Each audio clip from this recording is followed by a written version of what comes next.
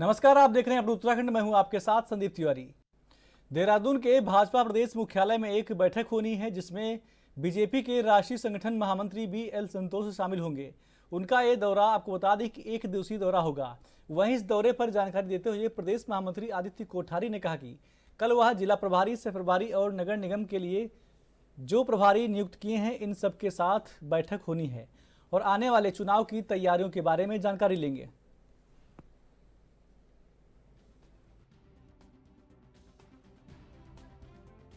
Bharatiya Janata party के राष्ट्रीय महामंत्री संगठन आदरणीय BL संतोष जी का कल उत्तराखंड का प्रवास है और यहाँ पर वो जिला प्रभारी, सह प्रभारी और नगर निगम के लिए जो हमने प्रभारी बनाए हैं, ऐसे सभी वरिष्ठ पदाधिकारियों के साथ वो बैठक करेंगे और इसके बाद संगठन के अलग अलग पदाधिकारियों के साथ में उनकी 2-3 बैठकें तय हैं और 7 तारीख के प्रातः वो दिल्ली के लिए प्रस्थान करेंगे।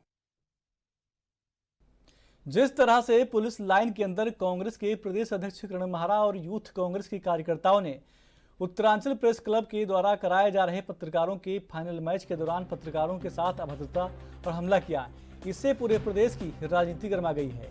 एक तरफ कांग्रेस ने जहां देहरादून के अंदर नशा नहीं नौकरी दो को लेकर सचिवालय घेराव किया है, वहीं यूथ कांग्रेस के कई कार्यकर्ता नशे की हालत में पाए गए। जो पार्टी नशे को रोकने के लिए सचिवालय घेराव कर रही थी, उसी के कार्यकर्ता नशे में लिप्त थे।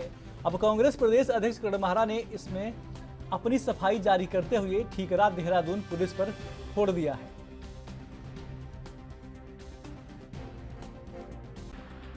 दुर्भाग्यपूर्ण घटना देहरादून में हुई और जिसके लिए मैं पूरा दोष पुलिस प्रशासन को देता हूं। हमेशा की तरह पुलिस गिरफ्तार करके मेरे को और मेरे साथियों को पुलिस लाइन ले गई और जैसा हमेशा होता था, स्टेयर्स में बैठाया जाता था, सीढ़ियों में, और वहीं कार्रवाई होती थी। हमें पता नहीं था कि वहां पत्रकारों का कोई कार्यक्रम चल रहा है और शायद पत्रकारों को भी पता नहीं था कि पुलिस हमको वहां गिरफ्तार करके लेके आई है।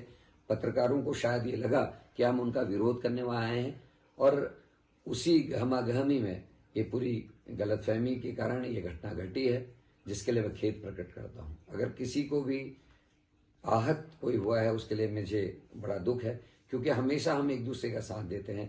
हमारी कोई गंभीर बात होती है उसको पत्रकार साथी आगे बढ़ाते हैं और कभी किसी पत्रकारों के साथ कोई अन्याय होता है तो उसमें विपक्ष उनके साथ खड़ा होता है। और ये विपक्ष और पत्रकारों का जो सामंजस्य है वो बहुत ही आवश्यक है लोकतंत्र के लिए। कल की घटना में अगर किसी को कोई ठेस पहुंची है, मैं पुनः उसके लिए खेद प्रकट करता हूं और ये दुर्भाग्यपूर्ण घटना नहीं घटनी चाहिए थी, इस बात को मैं कहना चाहता हूं। और फिर एक बार अपने पत्रकार साथियों से कहता हूं कि पुलिस के कारण ये गलतियां हुई हैं, क्योंकि पुलिस अगर गिरफ्तार करके हमको वहां ले गई थी तो वहां पुलिस को रहना चाहिए था और हमको स्टेडियम में ना बैठा के किसी अन्यत्र स्थान में बैठाना चाहिए था, उसकी व्यवस्था करनी चाहिए थी। लेकिन पुलिस ने ऐसा कुछ नहीं किया, जो अत्यंत दुर्भाग्यपूर्ण है और मुझे लगता है कि इसमें कोई साजिश भी हो सकती। खबरें और भी, छोटा सा ब्रेक।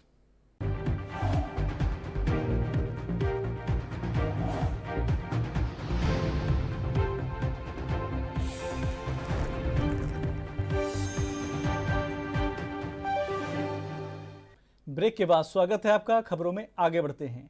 काशीपुर पहुंचे एक कासमी ने मदरसों का निरीक्षण किया, जहां उन्होंने मदरसों में पढ़ने वाले छात्र छात्राओं से उन्हें दी जा रही शिक्षा को लेकर जानकारी जुटाई। वहीं इस दौरान उन्होंने कई मदरसों का निरीक्षण करते हुए कहा कि पहले सूबे के मदरसों में मात्र धार्मिक ग्रंथ ही पढ़ाए जाते थे, लेकिन हमारी धामी सरकार ने, आपको बता दें कि NCERT लागू कर मदरसों में पढ़ने वालों को देश की मुख्य धारा से जोड़ने का काम किया है। उन्होंने कहा कि मैं कुमाऊं दौरे पर आया हूं और तमाम मदरसों का जायजा लेकर शिक्षा को और बेहतर करने का काम किया जाएगा।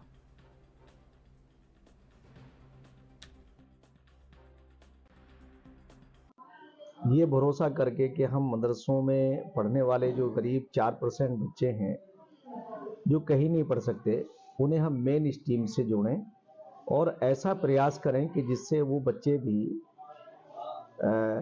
एक ऐसी गुणवत्तापूर्ण उन्हें एजुकेशन मिले कि आने वाले भविष्य में वो अपने परिवार का, देश का और प्रदेश के नाम को रोशन करें।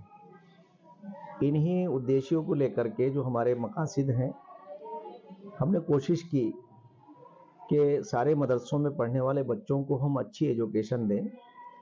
यकीनी तौर से बड़ी सुलभ और सस्ती एजुकेशन इन मदरसों में दी जाती है, उसे गुणवत्तापूर्ण बनाने की ज़रूरत थी। तो अब तक इसमें इन मदरसों में सिर्फ धार्मिक एजुकेशन ही दी जाती थी। हमने इसमें एनसीईआरटी को लागू करके उसके सिलेबस को पढ़ाया और उसमें बच्चों ने बहुत अच्छा रिस्पांस दिया। लगभग 96% बच्चे पास हुए।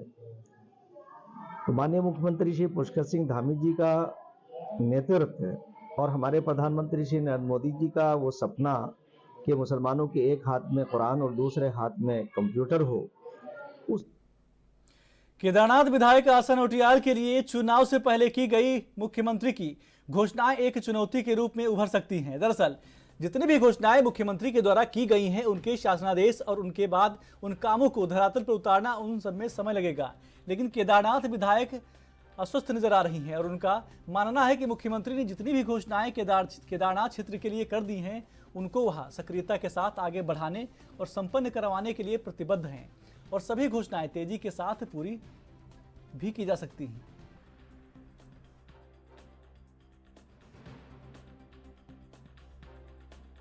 देखिए, बाबा केदारनाथ के शीतकालीन गद्दी स्थल ओंकारेश्वर मंदिर, जहाँ पंच केदार के भी दर्शन होते हैं, तो निश्चित तौर पर वहाँ पर द्वितीय केदार मधमेश्वर जी की भी गद्दी स्थल है। तो मैं माननीय मुख्यमंत्री जी का बहुत बहुत आभार व्यक्त करती हूँ कि उन्होंने शीतकालीन यात्रा को प्रारंभ करने का निर्णय लिया है और बहुत जल्दी वो वहाँ आकर के शीतकालीन यात्रा को प्रारंभ करने वाले हैं। तो निश्चित तौर पर इस यात्रा से लोगों को, जो लोग यात्रा से जुड़े हुए लोग हैं, जिनके होटल के व्यवसाय हैं, अन्य व्यवसाय हैं, वो सबको इसका बहुत लाभ मिलने वाला है। और वहाँ पर और भी जो पर्यटक स्थल हैं, उनका भी लोग लाभ ले पाएंगे। इसके अलावा शीतकाल में केदार घाटी में और केदारनाथ विधानसभा में हर आंगन में पांडव नृत्य होते हैं। तो निश्चित तौर पर वो बहुत ही बड़ा एक सांस्कृतिक विरासत जिसे बोलते हैं, तो उन चीज़ों का भी लोगों को लाभ मिलेगा जो वहाँ पर यात्रा पे आएंगे। भगवान पांडवों के भी दर्शन होंगे और यात्रा को भी वो कर पाएंगे, तो उनकी यात्रा पूर्ण होगी निश्चित तौर पर।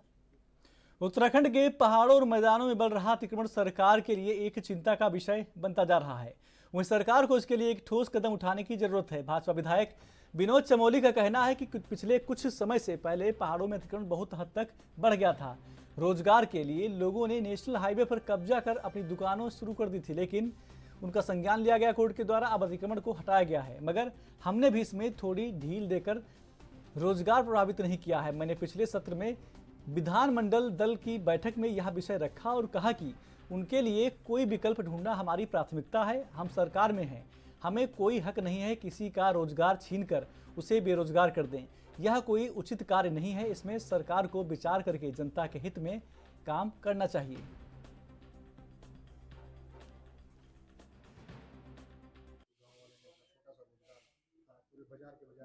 क्लियर कर दिए थे। ठीक है, अतिक्रमण के नाम पे पहाड़ों की हुआ, लेकिन दोहरी नीति है कि मैदानी क्षेत्रों में अध्यादेश लाए जा रहे हैं उस अतिक्रमण। देखिए, दो अलग अलग चीजें हैं, इसको हमको मिलाकर नहीं देखना चाहिए।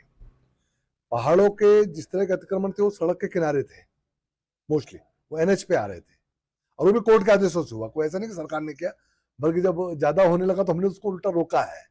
लेकिन उस पर भी मैंने एक बात कही थी विधानमंडल दल की बैठक में कि मैंने कहा भाई इसका पूरा एक ब्यौरा हमारे पास आना चाहिए, इनको रिहेबिलिटेशन की व्यवस्था हमको करनी चाहिए, उनको विकल्प हमको देना पड़ेगा, क्योंकि लोगों को रोजगार से जुड़ा हुआ विषय है। अभी उत्तराखंड में अगर उनके रोजगार को संरक्षित नहीं कर सकते फिर हम क्या करेंगे? काहे के लिए हम सरकार है, काहे के लिए हम राज्य में है? तो मेरा ये मानना है कि जिन लोगों को वहां से उजड़ना पड़ा है, जाना पड़ा है, और आवश्यक भी रहा होगा तभी ये काम हुआ है, लेकिन उनके रोजगार के संरक्षण के लिए हमको प्रयास करने चाहिए। क्योंकि एक केस मेरे सामने आता है, मैं बीच में उत्तरकाशी बेल्ट पे गया था, एक स्थान पर एक नोटियाल करके एक ढाबा चलाता है, छोटा मोटा, एक नौजवान है, उसका परिवार है, वो भी अतिक्रमण के जद में चला गया था। लेकिन जिस भूमि पर बैठकर वो फिलहाल जुगाड़ करके कह सकता हूं मैं कि वहां पर लोगों को वो त्रिपाल में बैठ के खाना खिला रहा है, वो राजस्व की भूमि है। अब जब राजस्व के पास वहां पर पर्याप्त भूमि है और उसको सड़क किनारे से हटना पड़ा, तो उसको क्यों नहीं उतनी भूमि उपलब्ध करा दी जा सकती जहां पर उसका रोजगार चल सके? क्यों नहीं होना चाहिए? तो इस तरह के जगहों को चिन्हित करके और ऐसे लोगों को चिन्हित करके जिनका रोजगार का एकमात्र वही साधन था, उनके लिए कहीं ना कहीं व्यवस्था बननी चाहिए। मैं इस बात को मानने वाला व्यक्ति हूँ। बाकी काम सरकार को करना है, और क्षेत्रीय प्रतिनिधि इसको परसों भी कर रहे होंगे, क्योंकि वो मेरे क्षेत्र का मामला नहीं है, तो क्षेत्रीय विधायक। उत्तराखंड के बुलेटिन में मेरे साथ बस इतना ही। आप देखते रहिए ANV न्यूज। नमस्कार।